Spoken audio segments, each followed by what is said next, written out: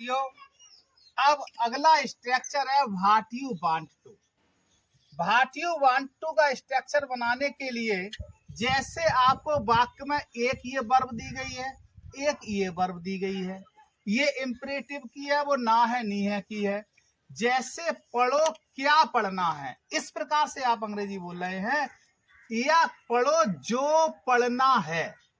अर्थात वाक्य के बीच में को या जो आए तो आप ऐसे स्ट्रक्चर के लिए बनाने के लिए पढ़ो क्या पढ़ना है, खाओ क्या खाना है, देखो क्या देखना है, तो सबसे पहले आप रीड ले आएंगे। क्या ले आएंगे? रीड। उसके बाद व्हाट यू वांट टू का प्रयोग कर देंगे। किसका? What you want to. ठीक। अब रीड माने पढ़ो, व्हाट यू वांट टू जो तुम चाहते हो। फिर हम इस क्रिया की रेपिटेशन नहीं करते हैं, यहाँ पर वो क्रिया फिर नहीं लिखते हैं। ये चीज ध्यान रखना। लिख भी दो तो कोई दिक्कत नहीं, अर्थ तो हो ही जाएगा, लेकिन कभी भी वाक्य की क्रिया की रेपिटेशन, वर्ब की रेपिटेशन नहीं करते हैं। खाओ तुम्हें क्या खाना, eat what you want to, eat what you want to. इस प्रकार से हम ये स्ट्रक्चर बना लेते हैं। देखो क्या देखना है, look what you want to. देखो क्या देखना है। पियो drink what you want to, what you want to. इस प्रकार से हमने सीखा व्हाट यू वांट टू का स्ट्रक्चर। मतलब जो भी पीना है, जो भी खाना है, पियो, खाओ क्या खाना है, eat what you want to, read what you want to. इस प्रकार के लाखों सेंटेंस बोलने के लिए आप इस स्ट्रक्चर को ध्यान रखें कि कैसे सेंटेंस बनाया जाता है। जैसे पढ़ो क्या पढ़ना है, देखो क्या देखना है, तो look what you want to, देखो क्या देखना। इस प्रकार के सेंटेंसों को बनाने के लिए इन स्ट्रक्चरों को अपने दिमाग में रखें। धन्यवाद साथियों। अब आया आपका दुनिया का सबसे महत्वपूर्ण सेंटेंस, जिसका नाम है चाहे जो भी हो। आप अंग्रेजी बोलते हो और कहते हो चाहे जो भी हो मैं वहां नहीं जाऊंगा, चाहे जो भी हो मैं उसे पीटूंगा, चाहे जो भी हो मैं कार खरीदूंगा, चाहे जो भी हो मैं अंग्रेजी सिखाऊंगा। तो साथियों, चाहे जो भी हो की अंग्रेजी आप कम भाट में अपनी जबान पर रट लेंगे। ठीक है? कम भाट में, मैं वहां नहीं जाऊंगा, I will not go there. क्या बोलेंगे? I will not go there. कितना इंपॉर्टेंट स्ट्रक्चर है साथियों, जल्दी से जल्दी तैयार कर लो। कम भाट में, कम भाट में, कम भाट में, आई विल बीट हिम, मैं उसे पीटूंगा। आई विल बीट हिम, मैं उसे पीटूंगा। चाहे जो भी हो, कम भाट में, कम भाट में, चाहे जो भी हो मैं कार खरीदूंगा। I will buy a car, I will buy a car. चाहे जो भी हो, कम भाट में, कम भाट में, चाहे जो भी हो मैं अंग्रेजी सिखाऊंगा। I will teach you English, I will teach you English, मैं अंग्रेजी सिखाऊंगा। I will teach English. इस प्रकार से साथियों हम सैकड़ों वाक्य बना सकते हैं। अगर आपको वीडियो अच्छी लग रही हो तो लाइक और सब्सक्राइब अवश्य कर दें, ताकि मेरी मेहनत आपके लिए काम आए। साथियों, एक और एडवांस स्ट्रक्चर लेकर आए हैं आपके लिए, जिसका नाम है जो कहा गया है। Very very most important structure है साथियों, इसको अपनी जबान पर रख लें। जो कहा गया है वो पढ़ो, जो कहा गया है उसे बताओ। तो ऐसी स्थिति में हम पढ़ो की अंग्रेजी अर्थात पढ़ना की अंग्रेजी सबसे पहले ले आएंगे। रीड और एज डायरेक्टेड लिख देंगे। क्या लिख देंगे? Read as directed. इसका मतलब हो गया जो कहा गया है वो पढ़ो, जो कहा गया है उससे बताओ। टेल हिम, उससे बताओ। एज डायरेक्टेड, क्या बोल देंगे? As directed. इस प्रकार से सेंटेंस हम बना लेंगे। जो कहा गया है उसकी अंग्रेजी बाद में बताओ। टेल माने बताओ, एज डायरेक्टेड, एज डायरेक्टेड। इस प्रकार से आप सेंटेंस बना लेंगे। जो कहा गया है वो सुनो, लिसन माने सुनो, एज डायरेक्टेड। इस प्रकार हम लाखों सेंटेंस बोल सकते हैं बताओ जो कहा गया है वो बताओ, टेल एज डायरेक्टेड, पूछो जो कहा गया है, आस्क एज डायरेक्टेड। इस प्रकार से हम लाखों सेंटेंस बना सकते हैं। साथियों, English speaking is very easy if you want to learn. Thank you. साथियों, बहुत ही इंपॉर्टेंट प्रयोग है जो हम रोजमर्रा में बोलते हैं कि क्या हक है, उसे बताने का तुम्हें क्या हक है। तो सबसे पहले हम क्या हक की अंग्रेजी, किसकी, क्या हक की अंग्रेजी हम व्हाट राइट ले आएंगे। व्हाट राइट, क्या हक है, इसका मतलब वाक्य, हम इन वाक्यों को प्रेजेंट इंडेफिनिट बनाएंगे। What right do you, what right do you have, what right do you have, tell him, tell him. इस प्रकार से इन सेंटेंसों को हम बना देंगे। What right do you have, tell him. उससे बोलने का तुम्हें क्या हक है, मतलब आप क्या हक रखते हो, इसलिए हम हैव का भी प्रयोग कर रहे हैं। What right do you have, what right do you have, उससे बोलने का।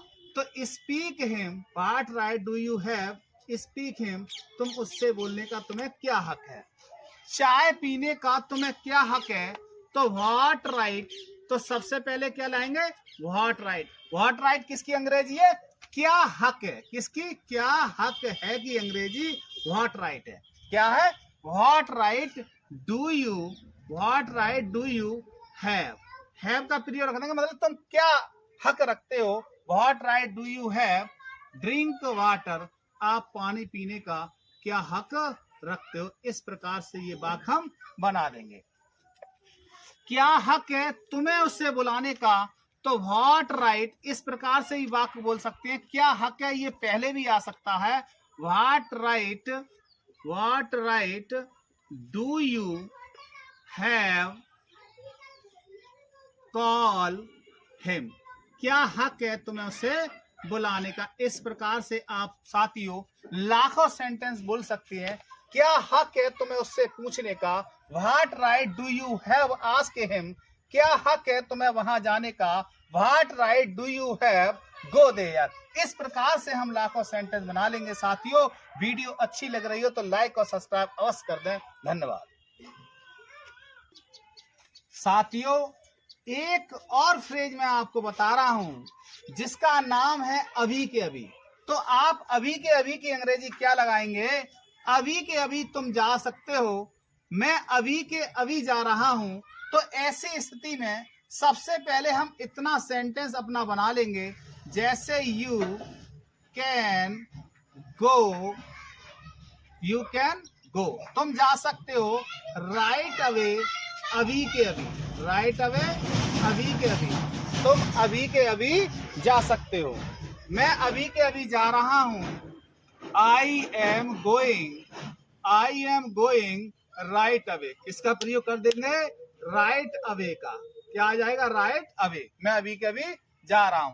अभी के अभी तुम्हें आना है, तो यू माने तुम्हें, ना है नी है वाले वाक्य अगर नहीं पढ़े हैं तो इस वीडियो के में वीडियो नंबर 16 में आप दे सकते हैं। तो मैं अभी के अभी आना है, तो हम ना है नी है के लिए हम हैव टू का प्रयोग करते हैं।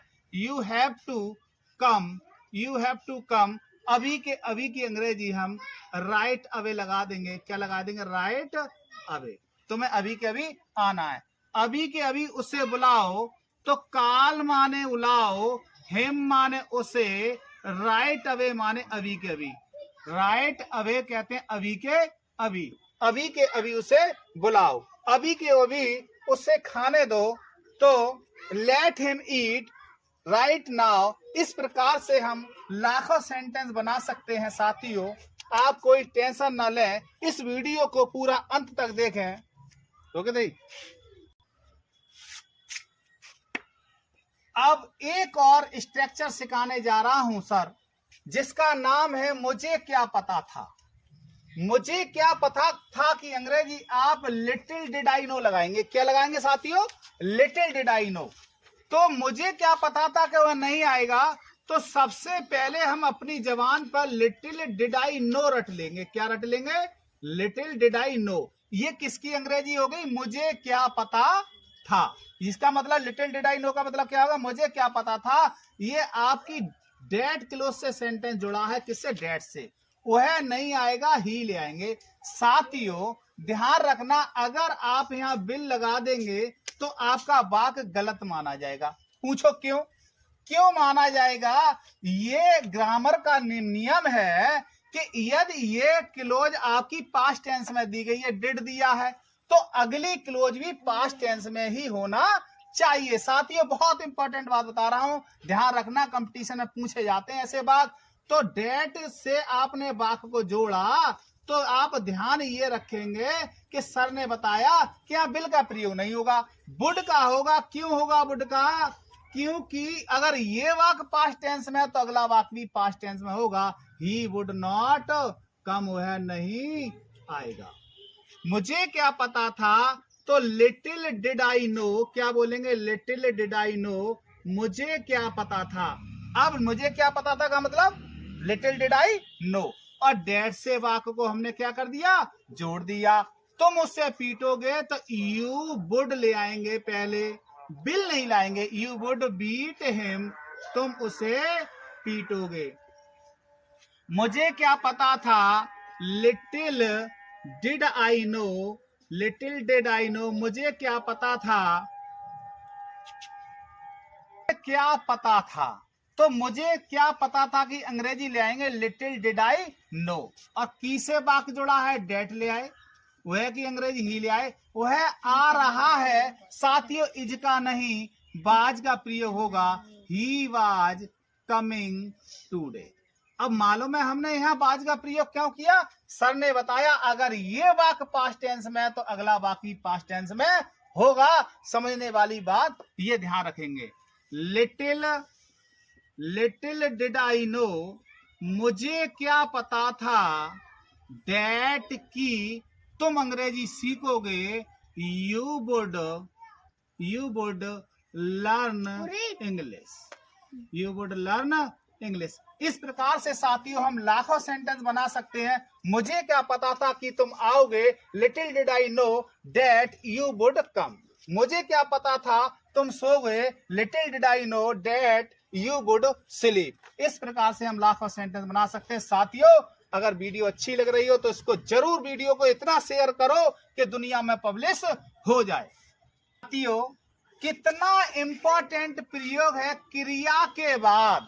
काय के बाद? क्रिया के बाद लेता है, लेती है, लेते हैं शब्द आएगा। मतलब मैं खाना पका लेती हूँ, वह भोजन पका लेती है, वह तुम अंग्रेजी बोल लेते हो, मैं चाय पी लेता हूँ। इसका मतलब आप सामर्थ्य दिखा रहे हैं, अपनी सक्षमता दिखा रहे हैं। तो ऐसी स्थिति में आप ही एक वचन है, एक वचन के लिए इज एबल टू कर देंगे। क्या ले आएंगे? इज एबल टू, मतलब लेता लेती वाले वाक्य में पका लेता।